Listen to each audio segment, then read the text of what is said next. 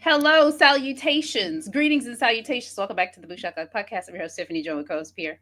Sure! Let all the books at murder because she can't feel it. 5 points it goes to her stomach. 10 points if it goes through her head. What do you mean, meta? From Clue. You said a movie that I didn't know, and I said a movie you didn't know. So here we are. Hey, We're with brother. a movie that And the we Chamber of both Secrets. know, but I realize why I never revisited this movie. Mm. I don't like the way the cover of the DVD looks. I hate the way this looks. And I never revisited this movie. Actually, I don't think I've ever seen this movie in full until today. Mm. Or, yeah, till watching it for this review. I had seen bits and pieces of it, but I've never seen the entire movie sitting through it. And Interesting. I don't think it's one that I would revisit again. This was enough. This was my 13th reason.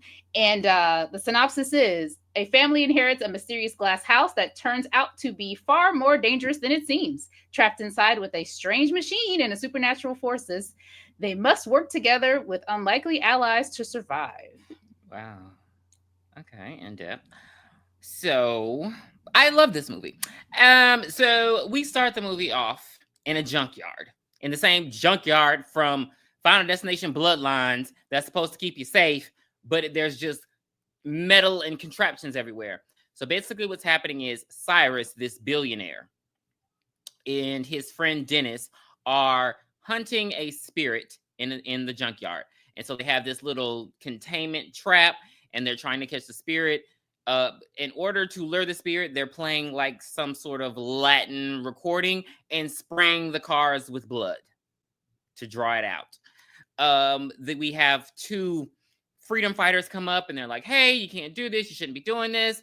Miss Honey makes an appearance, and this time she's not braiding a little girl's hair or unbraiding her hair. I'm sorry. But she is trying to stop Cyrus from capturing the spirit.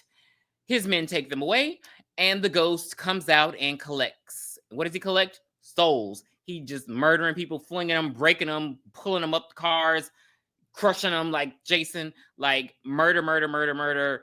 They eventually are able to trick the ghost into going to the containment field, and they've trapped him. But by that time, everybody dead. One of the freedom fighters is dead. Cyrus ends up dead. Boom. Then we get, I hate this. Now I do hate this opening. Then we get this cheesy ass Hallmark opening. Oh my God, you're the most perfect big little brother. Like, oh my God, Mommy, love you so much. Oh, Dad. It was just very over the top. Like, we get it. They're a loving family, and they had to give us that by way of showing us home movies. I never once went to the backyard and played tag with my brother.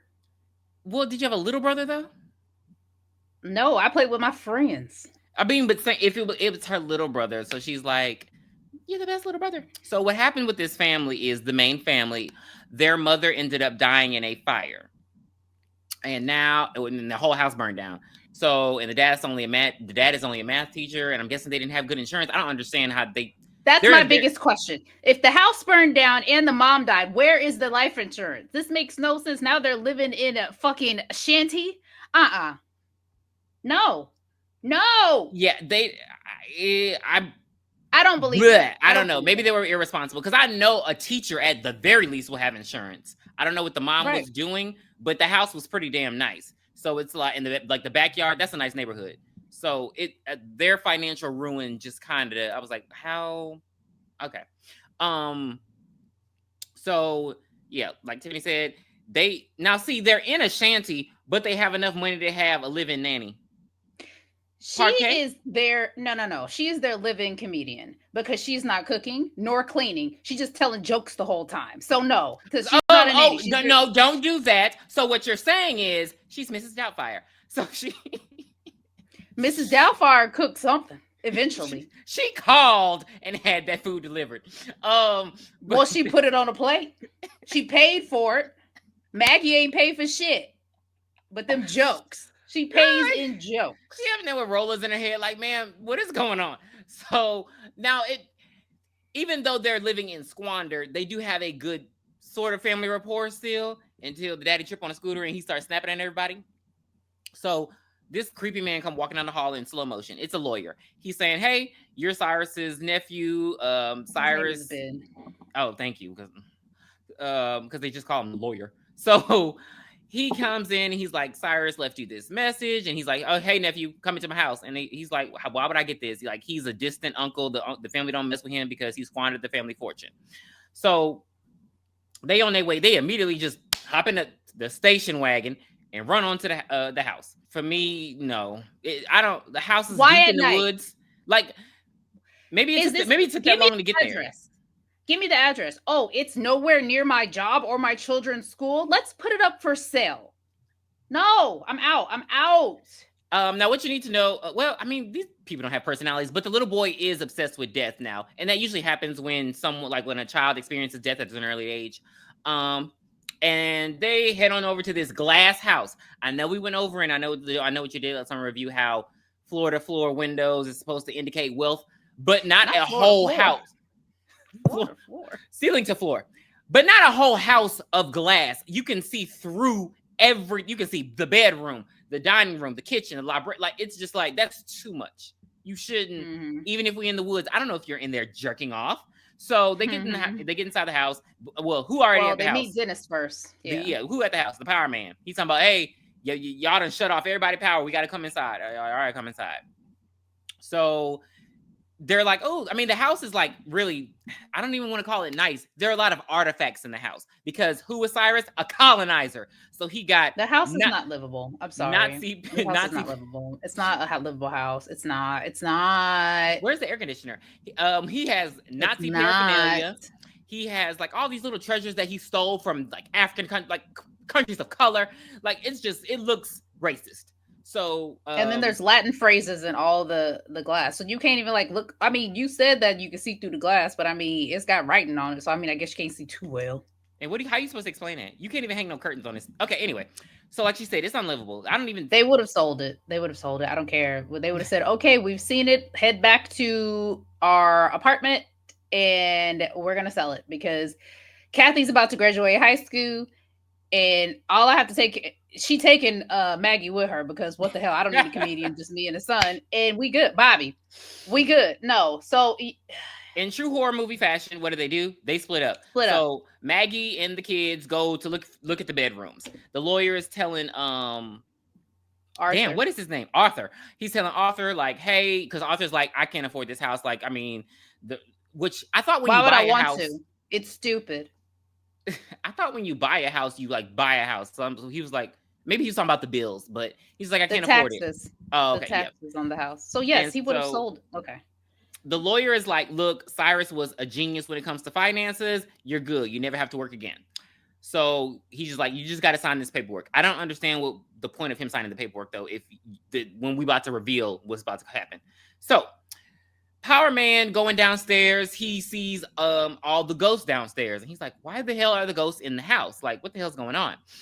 And then Maggie so Maggie's supposed to be the babysitter, and what's the first thing that she does? She loses the baby that she's supposed to be sitting.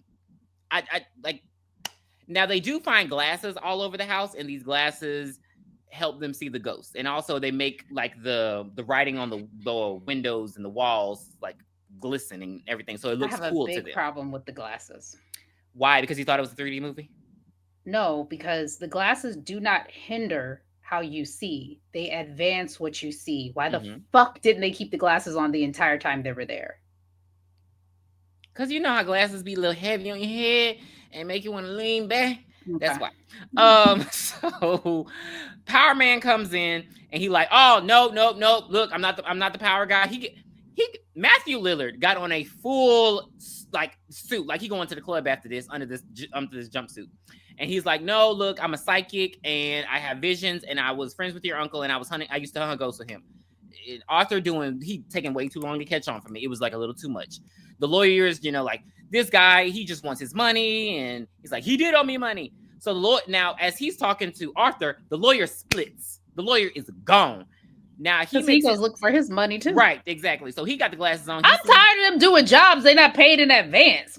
What are we Plot point, doing? plot hole, plot hole. So the lawyer go downstairs. He making fun of all the ghosts. He don't give a damn. He being, a pervert, all this kind of stuff with the naked ghost.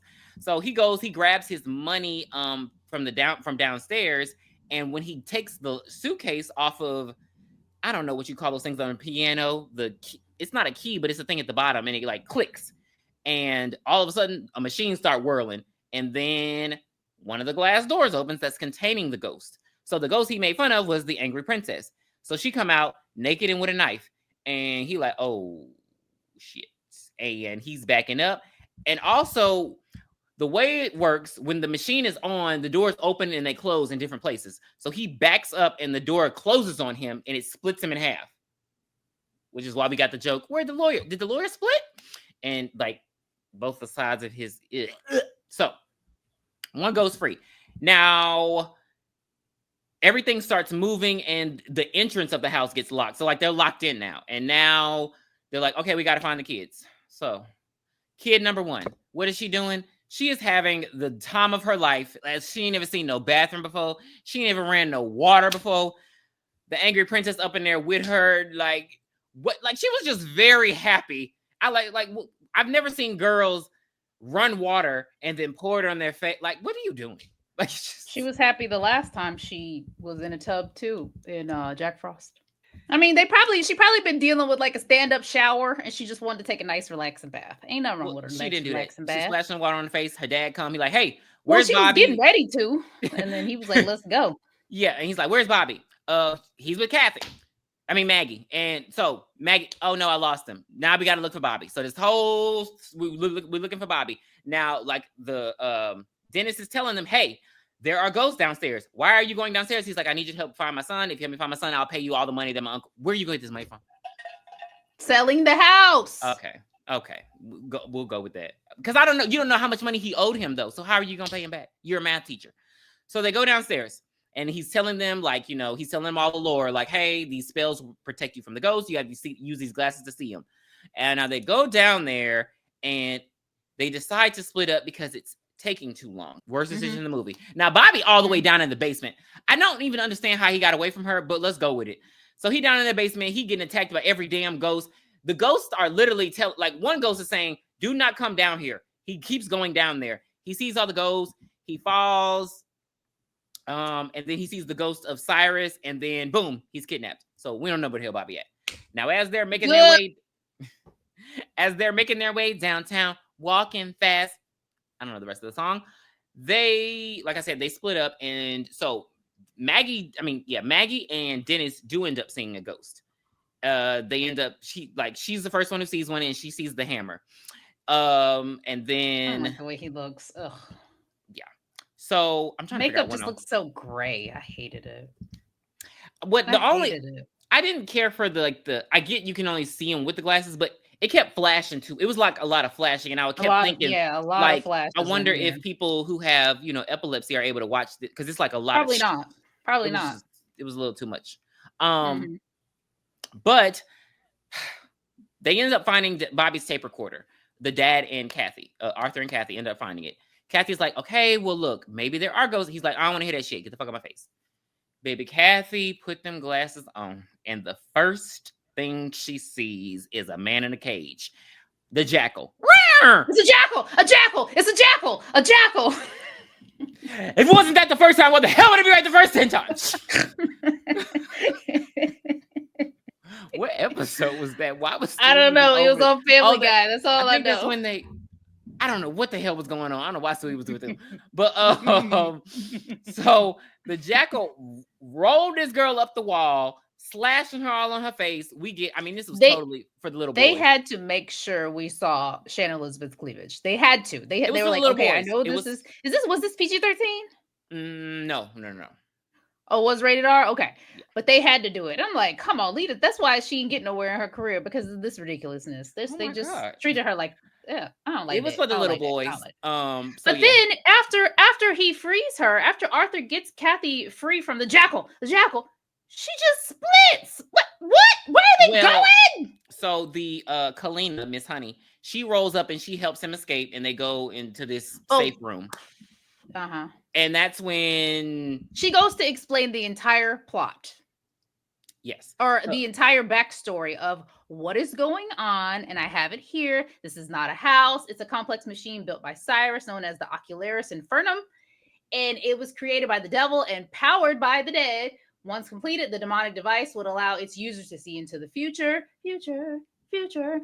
and then with her telling the story, Arthur figures out that his wife was actually the number 4 ghost, Jean.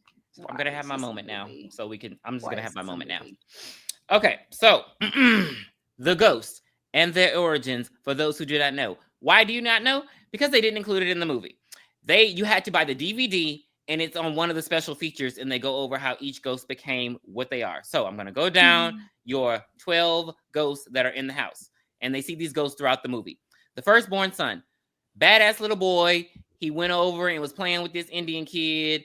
He had a toy gun. He had a real bow and arrow. Boop, you're dead. All right, the torso, Jimmy Gambino. He was a bookie. He made a bet with a made man. Anybody who knows mob movies, you know what a made man is.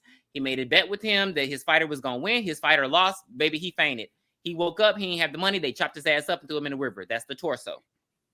The bound woman, popular girl, slept with a lot of guys, cheated on a lot of guys. She ended up dating the quarterback. She was cheating on him the night of prom. So he killed the guy and then he broke her neck. His last words before they executed him were, "The bitch broke my heart, so I broke her neck." And he buried her on the football field.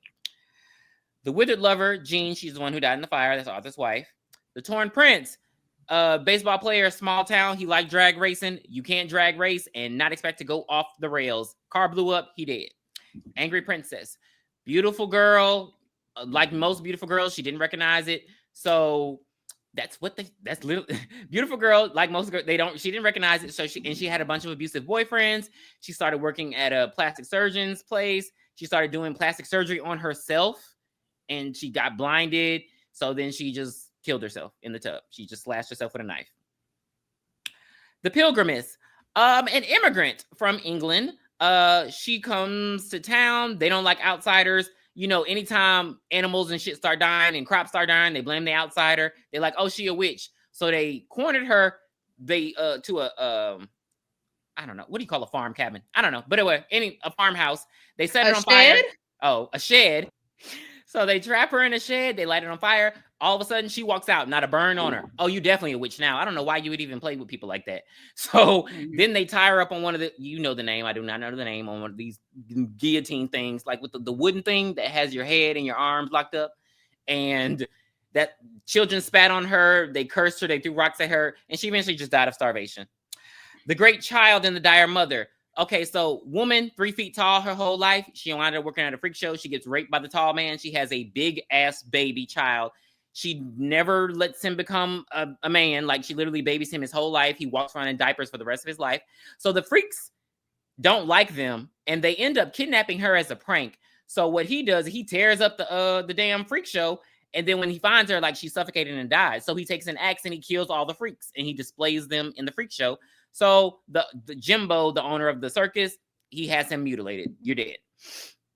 The Hammer. Now, this was the worst one. So the Hammer, black guy, and he's in town. The white store owner accuses him of stealing to run him out of town. He's like, "I'm not leaving town. Like, I didn't steal." So they find his wife and his kids. They lynch them. So he goes and he beats him to death with his hammer. So then the townspeople go and get him, and they tie him up to a tree, and they just drive nails in him until he dies, and they cut off his hand. The Jackal, Hell's Winter. He, son of a prostitute, he grew up to attack and kill prostitutes. He does check himself into a mental institution, so I guess he had some semblance of a conscience, but they just lock him up in solitary, and so he goes completely insane. He rips his nails off. That's how much he was scratching at the walls and stuff. And they like tie him up with a straitjacket, so he'll stop doing that. Then his limbs get contorted, and then he hates like people. So they lock him in the basement. They put a cage over his head because he's biting people, and he dies in a fire, and they just left him there. The Juggernaut. Again, deformed. Mom left him. Bitch. Daddy had him in the junkyard working when he was a teenager. The daddy died. He didn't have no guidance. So when your dad dies and you have no guidance, you start just picking up women, taking them back to the junkyard and breaking every bone in their body. So he picks up an undercover cop. They had to literally put 50 rounds to stop his ass. And so he killed 6 officers with them trying to subdue him.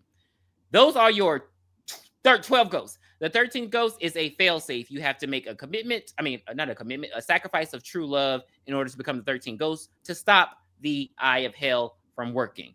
There you go. Now, Kathy dips. We don't know where the hell Kathy went. And they don't even explain. Like, my thing is, if we're the only ones in this house, how the hell are my children just randomly disappearing? Like, it was just, they should have explained like, that. I needed like some trap doors to just open and they fell in them. You know, I needed something like that to happen. But Yeah, they like, just walked off. They just like, oh, let me go to the fridge. I'm hungry piece now. of candy. Ooh, piece of candy. Yeah, so Kalina goes to tell Arthur that his children are in danger. Children are in danger. He's like, yeah, I could fucking assume because I ain't seen them bitches in a long time. Where the hell is Bobby? Where has Bobby been?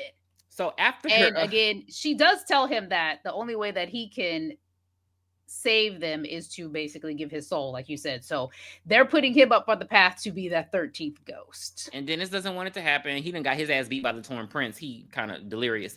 Now, and I mean, Maggie does step in and say, I'm not gonna let you kill yourself. She's like, nah, you gotta stop. Like, she's just giving all this commentary. Wait, no. She lies. She lies and said that the sacrifice of pure love could combat all the evil and shut it down. That's what Kalina tells him. But we find out that it was all a ruse. Now, this is what, because he's like, okay, so if I don't want to kill myself, can you still stop it? She's like, well, she has a bunch of dynamite. And I'm like, well, that's going to kill everybody, but okay. Boom goes the dynamite. So they, he wants to go out and look for his kids before he makes this sacrifice.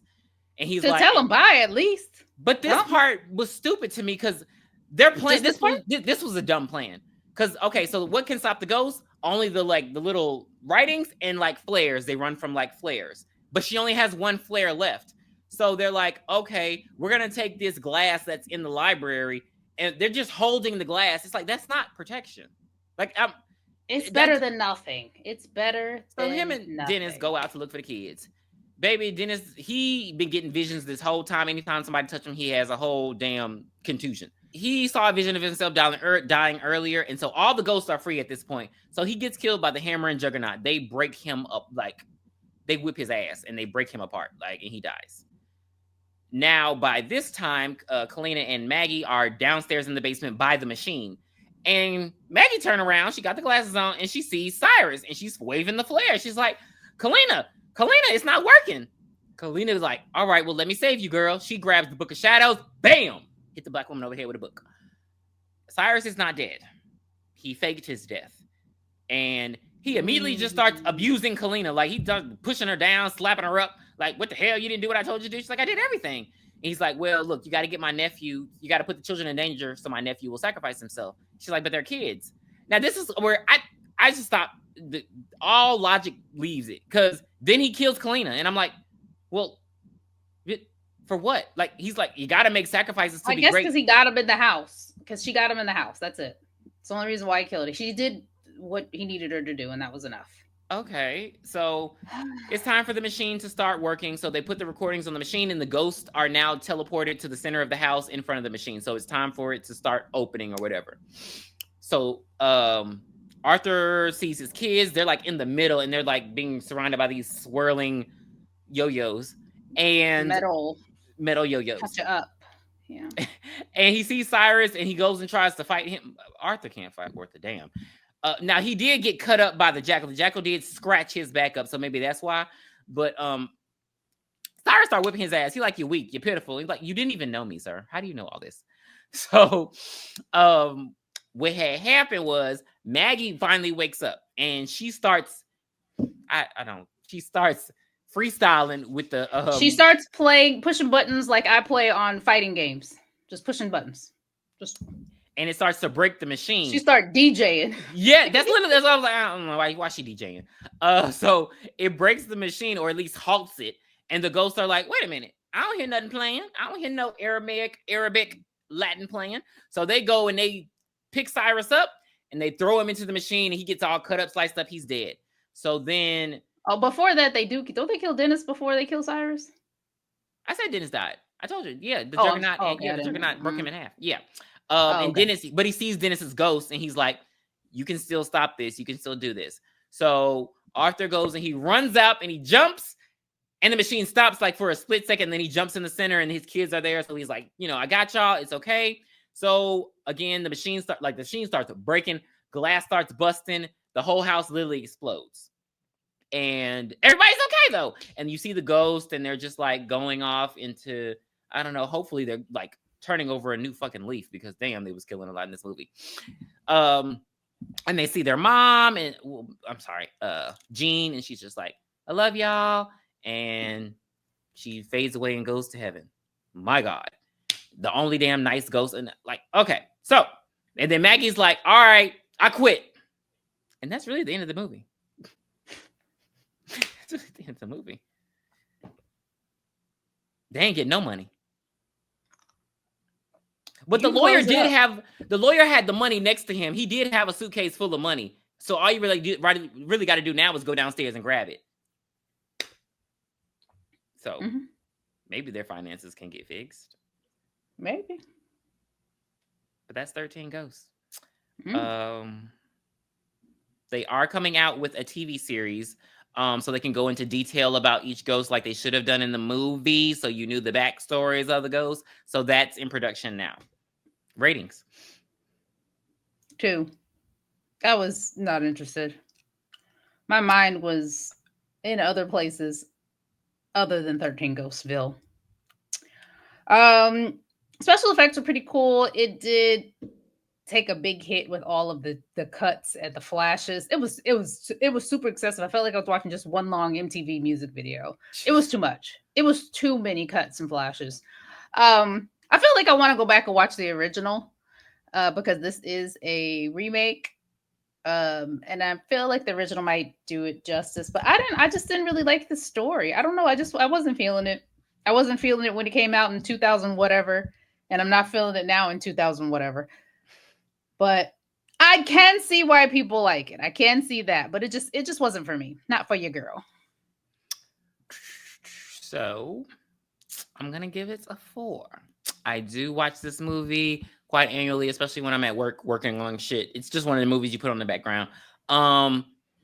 I am a cult fan. I think the lore of the ghosts is very interesting, which is why I think they should have included in the movie, because when you just have ghosts by their names, it's like, well, how'd they get here? Like, what's their back? Like, I want to know stuff like that. Like, I listen to DVD commentaries. So I just thought that should have been added in, because it was like, as you can tell, it was a very quick movie if you take out all that. And it's just like the ghosts attacking people, and it's like, why are you attacking me? Like, I didn't do anything to you. So yeah, because it's not like they had to. Like, they say, oh, violence is all they know because they died violent deaths, but their mom was the nicest ghost. Like, she wasn't killing people. So it's like, she could have just, so they could have given a little bit more detail, but I think it was just a summer flick. This came around the time when we got 200 movies a year. I mean, they had to put something. 185 of them came on the Sci-Fi Channel, and I watched all of them. Okay. But yeah, that'll do it for 13 Ghosts. Next review is going to be Carrie. So get your dirty pillows and come visit us. Another movie that's getting a TV show. Okay. Yeah. Hollywood, get some new shit, because this ain't it, baby. Bye. Bye. Where did you hide it, Dan? Please be sure to send us your requests at blueshakalakapodcast@gmail.com. You can find us on Twitter X, blueshakalakapod. You can also find us on Spotify, Apple Podcasts, and Instagram at blueshakalakapodcast.